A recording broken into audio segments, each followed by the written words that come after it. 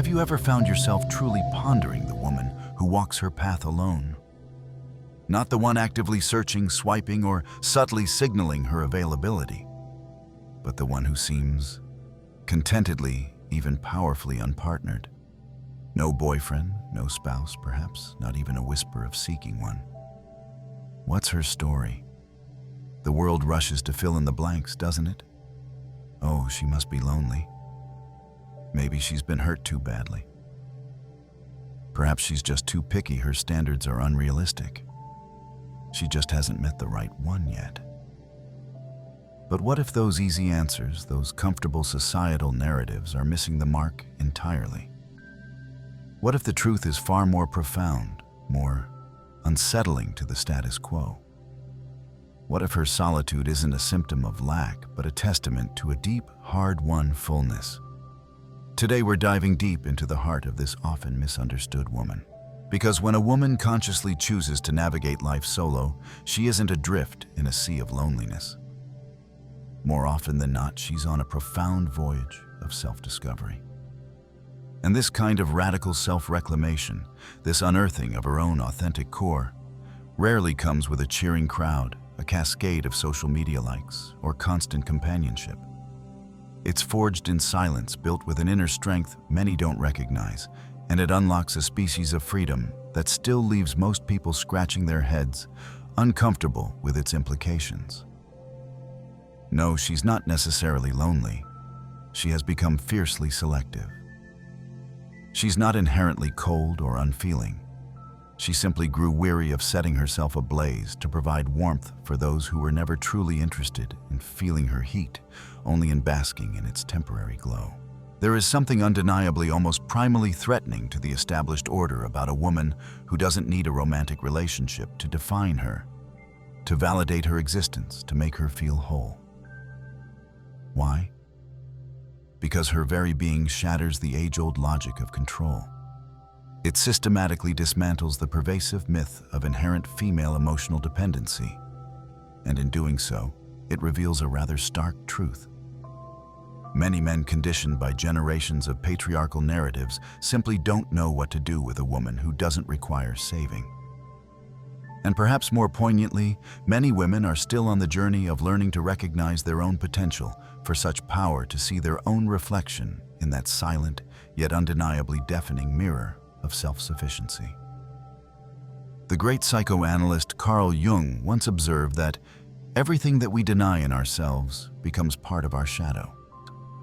And in many ways, these intentionally single women, these architects of their own contentment, are a living embodiment of the collective shadow. They represent the autonomy, the self-possession, the quiet courage that many people, regardless of gender, secretly dream of cultivating, but few possess the tenacity or the willingness to truly embody. They don't clamor for love.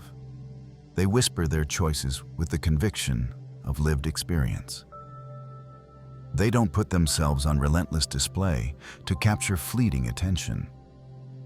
They retreat, they conserve, they preserve their precious energy for what truly matters. They've become less captivated by the fairy tale of charming princes and far more invested in cultivating their own unwavering inner peace. And that, my friends, makes a lot of people profoundly uncomfortable. Because while the world screams, "Hurry, find someone, don't be alone," these women have quietly, deliberately discovered the profound transformative power of simply being with themselves. The woman who chooses to live her life without a constant romantic partner isn't lost, despite what societal whispers might suggest. She's operating on an entirely different wavelength, a frequency of self-awareness that many haven't yet tuned into. On this level, nothing essential is begged for. It is consciously chosen. External approval isn't the currency. Authentic presence, her own first and foremost, is more than enough. And perhaps this very self-sufficiency, this quiet refusal to participate in the frantic dance of codependency, is why she often sparks so much unsolicited commentary, so much subtle and not so subtle judgment, so many awkward attempts to label, categorize, or explain her existence as if it's an anomaly that needs solving. What many still fail to grasp is that behind her apparent absence from the coupled world, there lies an immense, vibrant presence. A presence that fills her own life, that transcends the need for external validation, and that inherently challenges the emotional status quo that dictates a woman's worth is tied to her relationship status. She doesn't just want any kind of love, any port in a storm. She desires a connection that doesn't ask her to shrink, to diminish her light, to edit her soul for someone else's comfort. And until that kind of expansive, respectful love arrives, if it arrives, she stands strong, whole, and complete within herself. Maybe you're listening to this right now and it sounds like an exaggeration. A romanticized notion of independence, perhaps even a manifestation of pride or deeply buried emotional damage masquerading as strength. That's a common reaction, conditioned by a world that often pathologizes female solitude. But allow me to invite you to listen a little deeper past the initial skepticism. Because way down in that quiet, often ignored part of yourself, there's likely a question that pulses a subtle curiosity that surfaces even when you try to push it away. What if her silent path, the one less traveled and often criticized, is actually the only one that leads to the most vital, most foundational kind of love? The love that begins and is continually nurtured by an unwavering connection with yourself. The silence that envelops a woman who has consciously chosen her solitude is not the hollow echo of emptiness. It is the sacred hush of a sanctuary. It's a space she has meticulously, often painstakingly cultivated. And those who don't understand the profound value of that inner sanctum, those who equate aloneness with loneliness, are often the first to label her as cold, distant, unapproachable, or even arrogant. But what these observers rarely see, what they cannot comprehend from their external vantage point, is that she didn't construct these boundaries, this fortress of self, to aggressively shut the world out. She built it brick by loving brick to ensure she wouldn't lose herself again within the often consuming demands and expectations of others. Carl Jung also wisely noted that everything we don't face in ourselves, we end up projecting onto others. And perhaps this is why so many still confuse chosen solitude with a lamentable absence with a failure to secure a partner. In reality, for this woman, her solitude can be, and often is, the most fertile ground for profound self-discovery and radical self-acceptance. While the prevailing societal current pulls most people towards seeking external connections to fill an internal void, this woman at some pivotal point turned her gaze courageously inward, and there, in the vast, often daunting landscape of her own unconscious, she dared to confront the ghosts she had perhaps avoided for years, even decades. Childhood wounds, unspoken abandonments, patterns of attachment that were cleverly disguised as love. She met them, sat with them, and began the arduous process of integration. Her decision to be alone, therefore, didn't spring from an open, bleeding wound. More often, it blossomed from a scar that, after much tending, finally healed, leaving behind not bitterness, but wisdom. She didn't stop believing in the possibility of love. She simply and profoundly stopped accepting the counterfeit versions, the diluted imitations that others so readily called love, but which in her experience only made her feel smaller, less herself, more compromised. This woman, the one who stands so calmly in her own space, knows chaos intimately. She has likely loved to the point of losing herself, given until her own well ran dry. Perhaps even begged for emotional crumbs that should never have been offered, let alone accepted in the first place. She's danced the dance of trying to be enough, of contorting herself to fit expectations, of quieting her own voice to keep a fragile peace. But at some critical juncture, through a convergence of experiences or a single shattering moment of clarity, she woke up. And this awakening wasn't typically a sudden, dramatic epiphany, like a lightning bolt from a clear sky.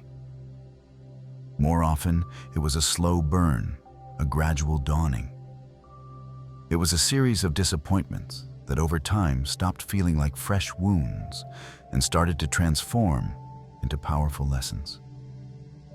Each pang of disillusionment became a stepping stone. Each moment of realizing she was settling became a catalyst for change.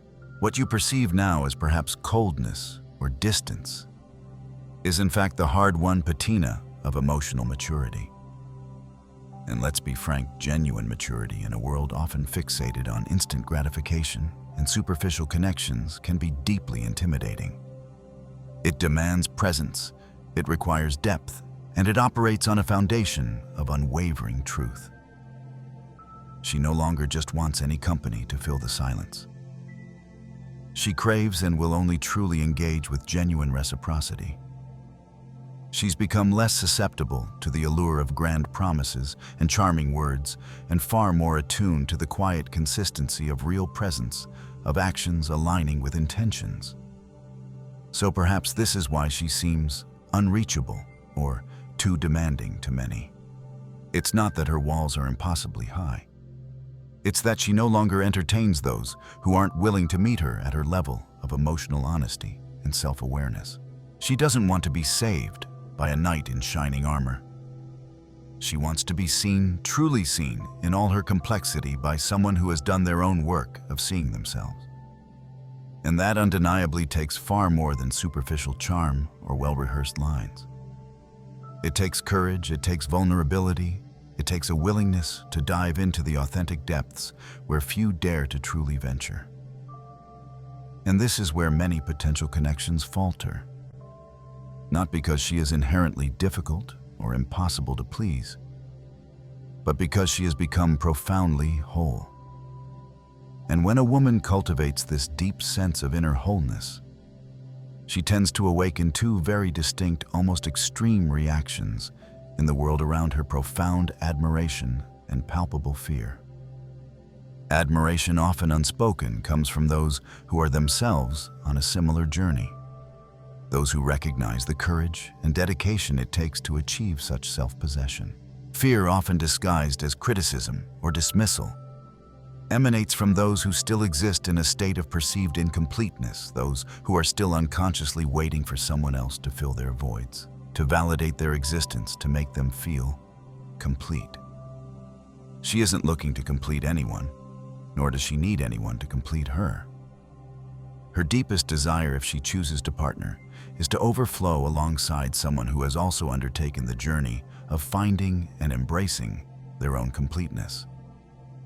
Until then, or even if then never arrives in that specific form, she remains steadfastly in her own company, not as a cruel twist of fate, not as a sign of failure, but as an act of unwavering loyalty to the truth of her own soul. Let me tell you about Anya. Anya was in her late 30s, successful in her career, vibrant, and surrounded by friends. Yet she was single, and it became the unspoken elephant in the room at family gatherings, and the subject of well-meaning but ultimately patronizing advice from coupled friends. "You're just too picky, Anya. You need to lower your expectations. No one is perfect, you know." Anya had been in several long-term relationships.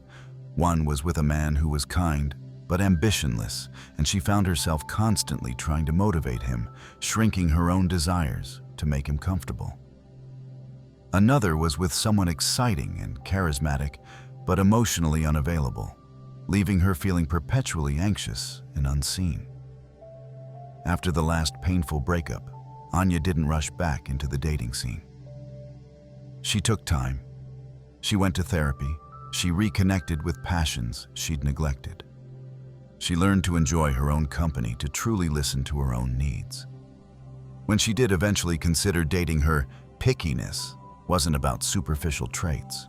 It was about emotional intelligence, kindness, a shared sense of respect, and a man who was also doing his own inner work. She went on a few dates. One man spent the entire evening talking about himself. Another subtly belittled her career. She politely declined second dates. Her friends sighed, "See, too picky." But Anya smiled.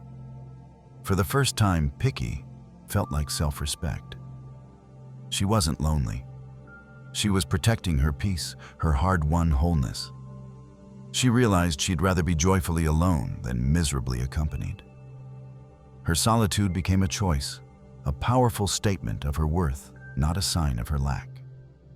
This woman, in her quiet self-possession, isn't deliberately setting out to hide or to isolate herself in a punitive way.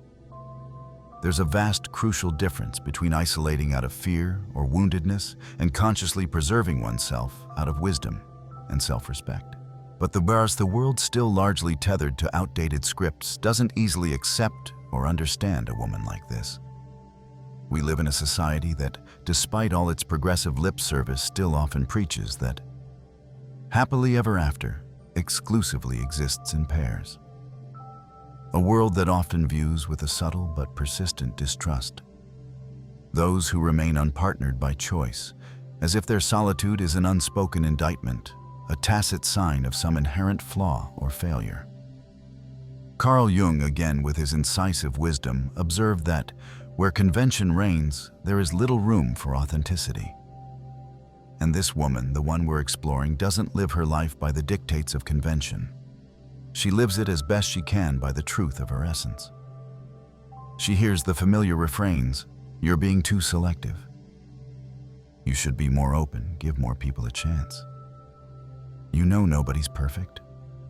And as these words wash over her, she might offer a calm, steady, perhaps almost imperceptibly ironic smile, because she knows, with a certainty born of experience, that what many label as picky or unrealistic standards is for her simply the bare minimum, the minimum level of respect, reciprocity, and emotional maturity that it took her years, perhaps even decades of painful lessons to finally realize she not only desires, but unequivocally deserves.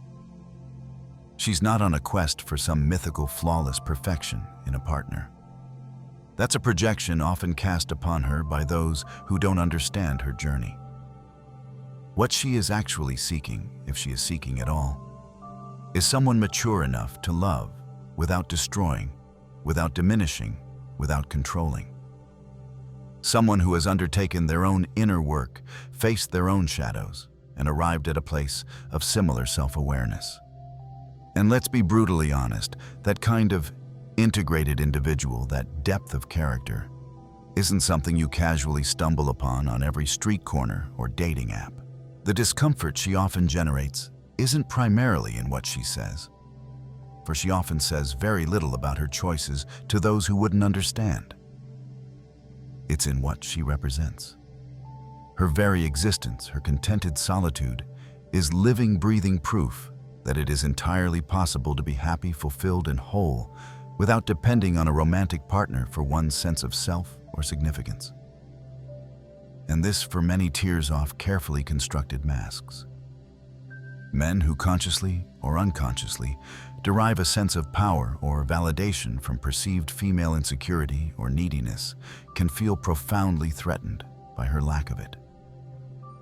Women who are still ensnared in the relentless societal pressure to find a partner, or who are perhaps unhappily partnered but fear being alone, may feel judged or inadequate in her presence, even if she radiates nothing but peace.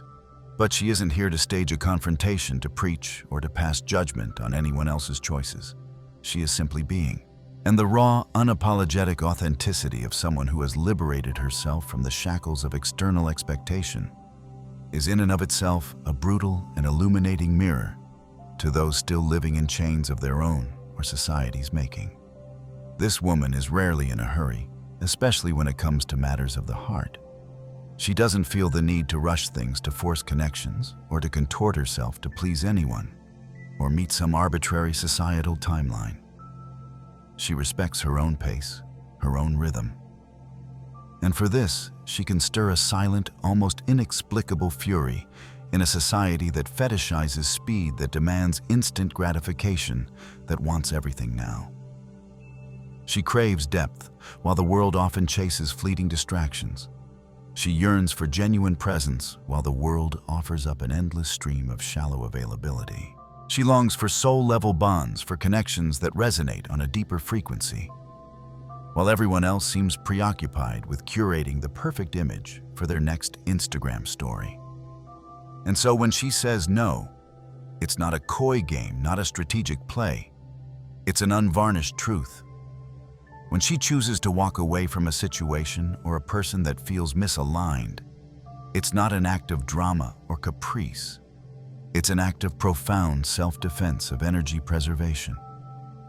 When she opts for a quiet evening at home with a book or her own thoughts, instead of accepting an invitation to spend time with someone whose company feels empty or draining, it's not born of arrogance. It's a testament to her hard-won clarity. And that clarity, often earned through the crucible of pain and the surrender of old illusions, is her greatest, most personal revolution. Because she no longer lives to please, she lives simply and powerfully to be. And that simple, radical act of being is precisely what makes her so quietly dangerous to a system built on conformity and external validation. Perhaps what unsettles people most profoundly about this woman isn't merely her solitude, but the unmistakable, almost radiant peace she has cultivated within herself. It's a peace that isn't dependent on external circumstances, a partner's approval, or societal validation. It's a peace that emanates from a deep internal wellspring. Carl Jung taught that those who look outward dream, those who look inward awaken. And it was precisely this arduous, often unglamorous inward journey that she undertook. It wasn't a leisurely stroll in the park. It was more often than not a grueling, sometimes terrifying process of stripping away layer upon layer of conditioned masks, of bravely facing the ghosts of past emotional dependencies, of meticulously, lovingly rebuilding herself piece by piece from the fragments of who she thought she was supposed to be. She no longer defines herself primarily through the eyes of others. She has learned the art of seeing herself, valuing herself through her own eyes. And that internal shift, that reclaiming of her own gaze, changes absolutely everything. How many times perhaps have you yourself wondered if being alone is a sign of failure or a pathway to freedom? How many times have you felt that subtle or overt societal pressure to justify your single status, to explain why you don't have someone by your side? This woman, the one we speak of, has undoubtedly felt that too. She once likely subscribed to the pervasive narrative that there was something inherently wrong with her for being alone in a world that relentlessly idolizes couples, even manifestly unhappy ones. But one day, through lived experience or a moment of profound insight, she understood a crucial truth. It is infinitely better to be authentically alone than to be invisibly, miserably partnered. It is better to navigate your own ship, even through occasional storms, than to be a forgotten passenger on someone else's ill-fated voyage. And on that day, she made a sacred pact with herself. Never again would she consciously accept less than what her soul truly recognized as resonant and respectful. Never again would she betray her own inner knowing for the illusion of companionship. Her path is not always a perfectly straight, sunlit lane. There are undoubtedly days of doubt, moments of nostalgia for what might have been or what society told her should be. There are nights of deep, resonant silence that might occasionally echo with a pang of loneliness. But alongside these human moments, there is also an undeniable, ever-growing strength, a resilience that is fortified with each conscious decision made in alignment with her deepest awareness. She has learned often, the hard way, that true love, the kind worth aspiring to, doesn't cage, doesn't consume, doesn't manipulate, and doesn't demand self-annihilation as its price. The love she now seeks or is open to is the kind that liberates, that adds to her already full cup, that supports her growth without suffocating her spirit. And until that kind of love presents itself, she chooses with unwavering integrity to continue growing, evolving, and deepening her relationship with herself. This isn't an act of pride. It's an act of profound self-loyalty. This woman is in many ways the living embodiment of Jung's concept of individuation. She has shattered illusions, bravely faced her shadow aspects, courageously descended into the depths of her own unconscious, and returned more whole, more integrated, more authentically herself than ever before. And now that she recognizes and cherishes this hard-won wholeness, she refuses to be relegated to being half of anything again. She doesn't want someone to complete her because she is already complete. If she chooses partnership, she wants someone with whom to share that mutual awareness, that mutual completeness. And that is intimidating. It's intimidating because it demands a high level of emotional responsibility from any potential partner. And sadly, if we are honest, few people in our current society are truly willing or even equipped to love with that level of conscious responsibility. Most still love out of a sense of lack, out of a desire for possession, out of a deep-seated fear of their own solitude. So if she walks her path alone today, it's because every step she takes echoes with the wisdom of her learnings. Every no she utters is an act of profound self-respect. Every period of absence she imposes on unfulfilling connections is a potent reminder to herself and to the world that genuine love should never, ever be begged for. It should be a free and joyous offering between two whole beings. She no longer feels the compulsive need to prove her worth or her desirability to anyone. And that quiet certainty born from the deepest, most authentic part of her soul has the power to transform everything around her. Because a woman who has truly rediscovered and reclaimed herself becomes dangerous to the old paradigms not because of any external weapons she wields, but because of the unshakable power of her clarity. Consider Maria. After a 15-year marriage that had slowly eroded her sense of self, Maria found herself divorced at 42. The marriage hadn't been abusive, just empty. She had poured herself into being a wife and mother, forgetting who Maria was outside those roles. The initial solitude was terrifying. Friends and family immediately started suggesting she get back out there. But something in Maria resisted. She started journaling, took up painting again, a passion from her youth, and began long, solitary walks. She confronted the grief of her lost marriage, but also the grief for the lost parts of herself. Slowly, an unexpected peace emerged. She realized she hadn't truly been alone for decades. She started to enjoy her own company, her own thoughts. When she did tentatively try dating, she found herself quickly spotting the old patterns she would have once tolerated. The subtle controlling behaviors, the lack of genuine curiosity about her, the expectation that she would fill a void in their lives. She found herself saying no more easily, not with anger, but with a calm certainty. Some called her bitter or closed off. But Maria knew she was simply becoming whole. She wasn't anti-love, she was pro-Maria. Her solitude became a cherished space of healing and rediscovery. She learned that the relationship she needed to cultivate first was with herself. And any future partnership would have to enhance, not diminish, that primary bond. The woman who lives alone, not by default, but by deliberate, often hard-won choice, is not the same woman who perhaps once begged to be loved, who once contorted herself to fit into spaces too small for her spirit. Something within her at some point broke.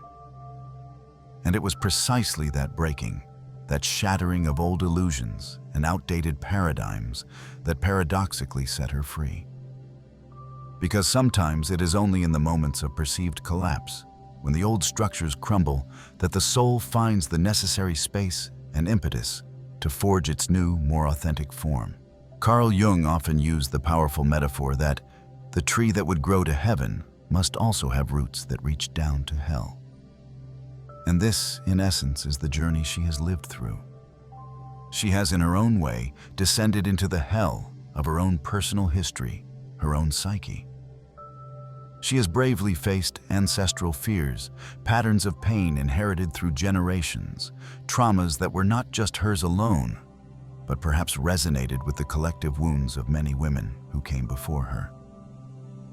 She has consciously and often painfully worked to break cycles. She has said a definitive no to relationships that merely repeated the same toxic scripts, the same dynamics of diminishment or codependency that she had outgrown. She learned through trial and error, through tears and triumphs, that it wasn't her divinely appointed job to heal every wounded man she met to save anyone from themselves, or to gratefully accept emotional crumbs out of a deep-seated fear of being alone. And when she finally unequivocally stopped accepting less than what her soul knew it deserved, the world, in its predictable way, often tried to convince her she was wrong, misguided, or unrealistic. "You'll end up alone," they cautioned. "You're asking for too much." But she stood her ground. First, perhaps with a tremor of uncertainty, then with a growing sense of conscious awareness, and finally, with a quiet, unshakable invulnerability. Because someone who has willingly walked through their own abyss, who has faced their own deepest shadows, no longer harbors an existential fear of absence. She learns to nourish herself with her own silence, to warm herself with the steady flame of her own presence. She is not unreachable in the sense of being barricaded behind impenetrable walls. She has simply and wisely learned that she no longer needs to allow herself to be indiscriminately invaded. There is a universe of difference between opening your heart with discernment and allowing yourself to be emotionally plundered or torn apart by those who are not careful with what is precious. She opens, yes, but selectively, and only for those who approach in truth with integrity, not with well-rehearsed speeches, fleeting charm, or empty, unbankable promises. She has seen enough of the world, enough of human nature, to intuitively tell the difference between genuine presence and a carefully curated performance. Her intuition, honed in the fires of experience, has become remarkably sharp. Her very energy acts as a sophisticated filter. She can sense often from a considerable distance what lacks depth, what rings hollow, what carries the scent of manipulation or superficiality. And she does not hesitate to walk away, not with drama or fanfare, but with a quiet, dignified resolve. Her transformation isn't merely superficial, a change of external habits. It is archetypal, resonant with something ancient and deeply feminine. It's as if she has tapped into an old, almost forgotten wisdom, an ancestral memory reminding her that women weren't solely born to serve, to please, to be decorative, but to express, to create, to overflow from their own inherent fullness. And in accessing this profound inner memory, something elemental awakened within her, the wild woman archetype. Intuitive, sovereign in her emotions, deeply connected to the rhythms of her own being. A woman who, though she may walk a solitary path, is far from truly lost or alone. She is, in fact, in deep communion with something greater than herself, with her own untamed spirit, with her authentic destiny. And no matter how much society may try to diminish her, to shrink her back into convenient boxes with labels like cold, difficult, intimidating, or distant, nothing truly sticks. Because she no longer lives her life to fit in. She lives to expand. She no longer fights or clamors for attention. She radiates presence. She is no longer waiting passively to be chosen. She does the choosing. And that fundamental reversal of societal logic, that quiet reclaiming of agency, profoundly confuses and disarms those who still attempt to control or define the feminine through outdated, restrictive lenses. But she's no longer operating within their framework. She has already crossed a significant threshold. And on the other side, she has discovered a liberating truth. The real enduring relationship, the one that forms the bedrock of all others, begins only after you have loved yourself enough not to need anyone else to validate your existence. There is something undeniably sacred, almost luminous, about the way this woman, having journeyed through her own depths, now walks through the world. She doesn't require applause or constant public validation for her choices or her being. Her confidence is not loud or attention-seeking. It's a quiet, unwavering hum that resonates from her core. And it is in that very silence, that understated self-assurance, that her true, unshakable strength resides.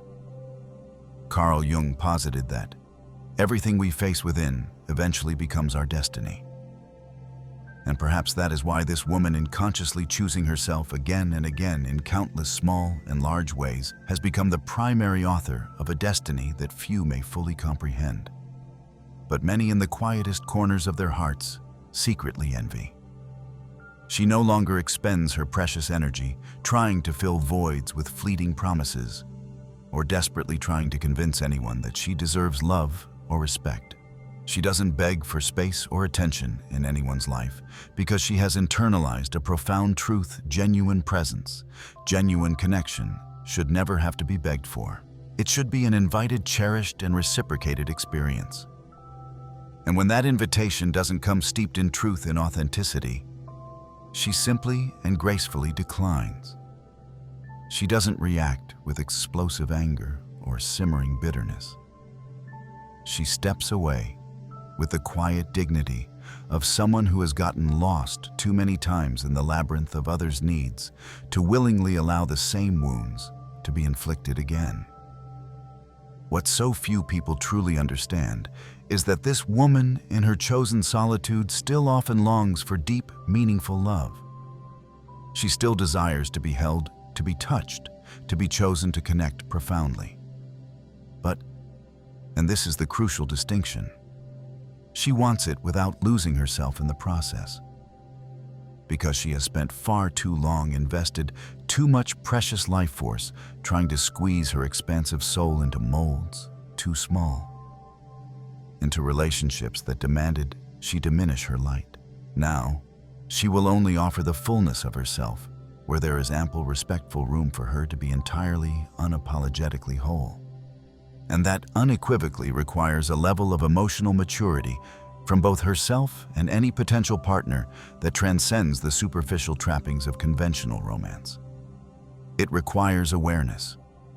It requires both individuals having courageously faced their own shadows. And it requires a commitment to still choose love consciously and responsibly. She's not searching for idealized fairy tales or knights in shining armor to rescue her. She's looking for, or is open to, a true soul alliance.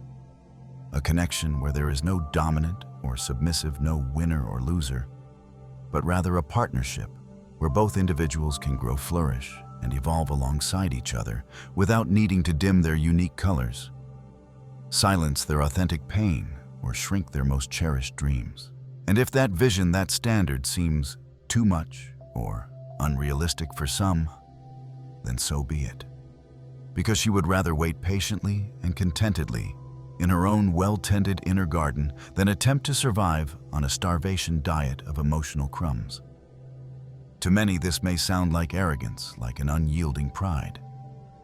But at its core, it is simply self-love in its purest, most unadulterated, and most courageous form.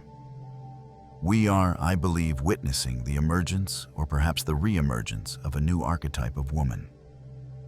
A woman who has deliberately walked away from the siren song of the superficial and has bravely dived into the often turbulent waters of her own depths. A woman who grew weary of being merely desired for her surface attributes and chose instead to be profoundly respected for her substance. A woman who chose to be alone, not because she gave up on the possibility of love, but because she finally deeply began to understand that real, authentic love never ever demands self-denial as its entry fee. And when a woman fully internalizes that truth, her entire world, both internal and external, begins to shift. She doesn't need to raise her voice to be heard. Her very presence speaks volumes before any words are uttered. Wherever she goes, the energy in the room often subtly realigns, shifts, like something intangible, but unmistakably palpable, recalibrating itself. This isn't mysticism. It's the physics of energy. It's the undeniable weight and resonance of someone who has already faced the most brutal inner wars and has consciously chosen to return to live in peace. Not because she has magically conquered all her fears or vanquished every shadow, but because she has learned to live with them, to integrate them, without being perpetually defeated or defined by them. Carl Jung would say she has found a measure of wholeness, not by eliminating the opposites within her, but by courageously integrating them. This woman doesn't reject love. She has simply learned through profound experience not to submit herself to unbalanced, diminishing relationships where one partner must inevitably dim their light so the other can appear to shine brighter. She longs to love and to be loved, but in a love where her essence doesn't need to be constantly edited, censored, or apologized for. A love where she can be both shadow and light, laughter and tears, silence and storm. Because she has realized that those who can only love the pretty some easy parts haven't yet learned what love in its full spectrum truly is. And those who demand constant sweetness, unwavering positivity, still don't understand the profound transformative beauty of bitterness, of challenge, so necessary for genuine growth. She is in many ways too much for a world that often prefers its women contained and compliant. Too whole to settle for halves. Too free to accept prisons cleverly disguised as care. Too sensitive to endure the abrasiveness of shallow bonds. And at the same time, she is more than strong enough to keep choosing this path of authenticity, even when it hurts, even when it feels lonely, even when it is profoundly misunderstood. That in its essence is the arduous, beautiful journey of an awakened soul. Giving up the quick fix of instant validation in exchange for the enduring sustenance of a deeper, more resonant truth. Deep down, the world often fears women like her. Women who don't need in that desperate, grasping way. Women who don't easily bow to undue pressure. Women who refuse to be molded into something they are not. Why? Because they challenge invisible structures. They question age-old patterns. They silently, powerfully break emotional contracts that have for millennia whispered that a woman only finds her true worth, her ultimate validation, if she is partnered with someone. And when she courageously breaks those contracts, when she boldly rewrites her own narrative, she inevitably, even if unintentionally, inspires others to question their own. And that for a system often built on conformity and subtle control is dangerously beautifully revolutionary. So she continues on her path. Sometimes perhaps with tears in her eyes, for the journey of authenticity is not without its sorrow.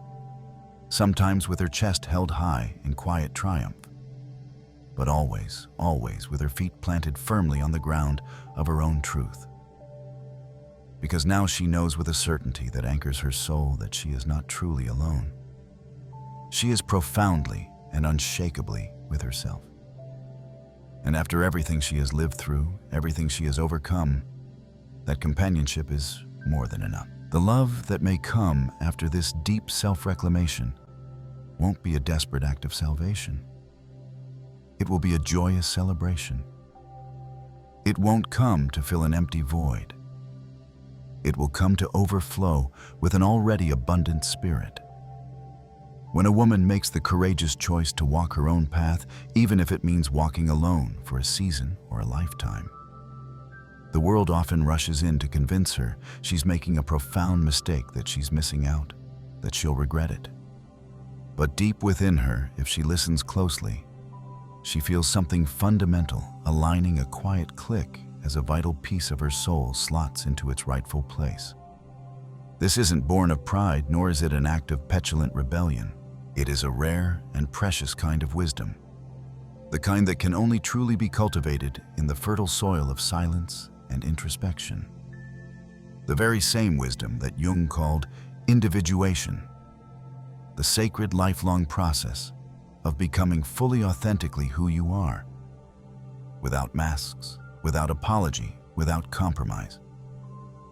And when that profound internal alignment happens, nothing and no one outside of her holds more power than the unwavering truth that pulses within her own chest. That truth doesn't need to shout to be heard. It can show itself in the way she quietly, calmly closes a door on what no longer serves her, without an ounce of resentment. It's visible in how she gracefully withdraws from environments or relationships that no longer nourish her soul.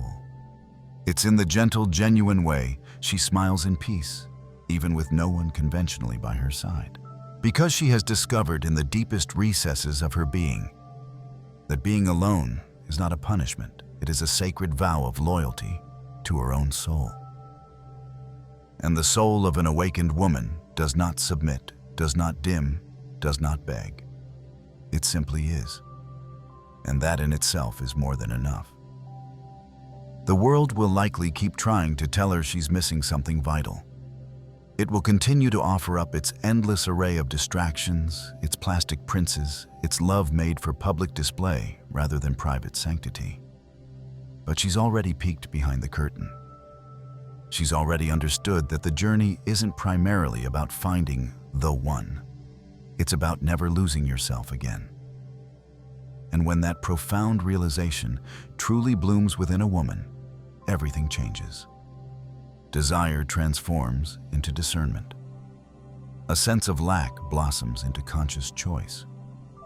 Waiting becomes not a passive state of hoping, but an active path of becoming.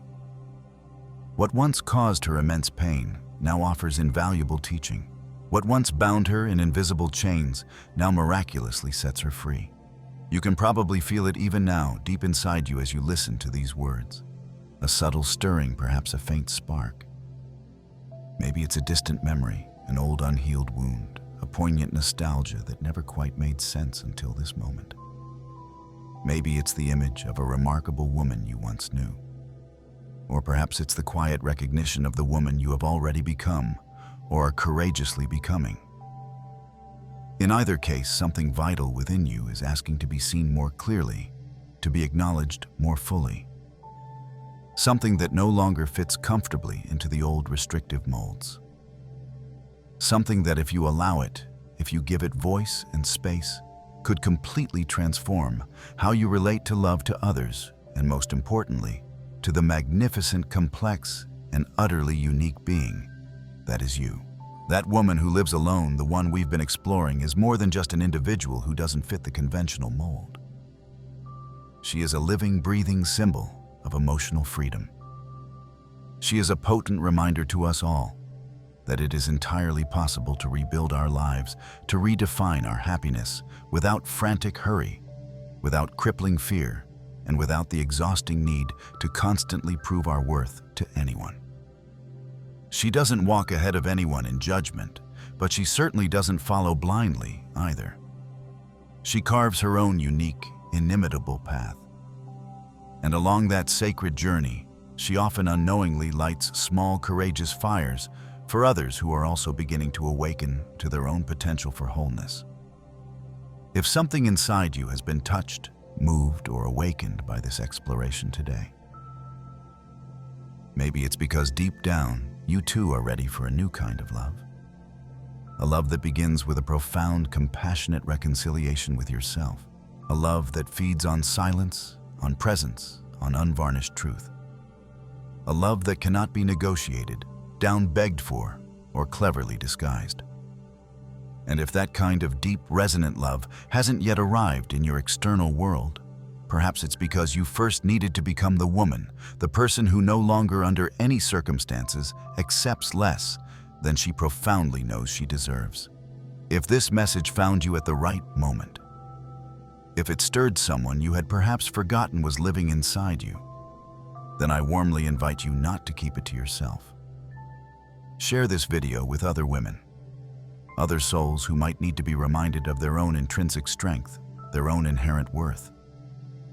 Like this video, if it resonated, leave a comment sharing your own reflections and subscribe to this channel.